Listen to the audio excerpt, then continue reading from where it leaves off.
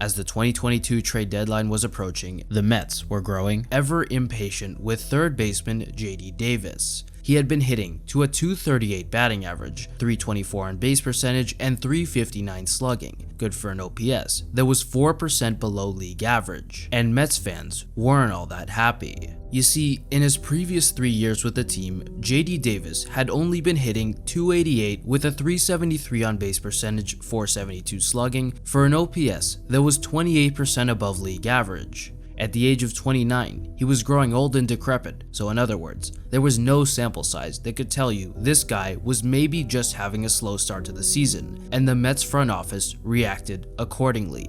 They knew that there was no way he was going to turn it around, so they sought out a core piece of the Giants' incredible 2021 season, 35-year-old Darin Ruf. He had been having a pretty similar year to Davis, but they saw his power potential, specifically against left-handed pitching.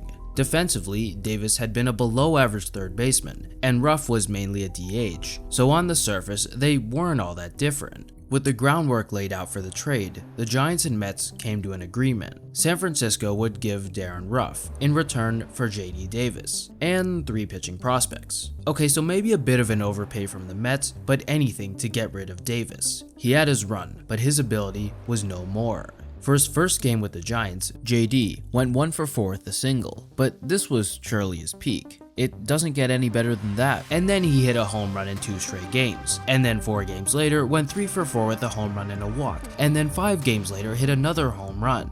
He was traded on August 2nd, and his OPS for the month was .848. Up from .746 in July, .690 in June, .623 in May, and .760 in April. Davis, not yet content with showing up the Mets, got even better in September, hitting to an OPS of .921 over the month and bringing his season OPS up to .758, 15% above league average. On top of that, Davis still had a few years left before he became a free agent, and so far in 2023, he's been absolutely excellent for the Giants. Not only has his bat continued hitting baseballs very hard, but he's been one of the best defensive third basemen in all of baseball.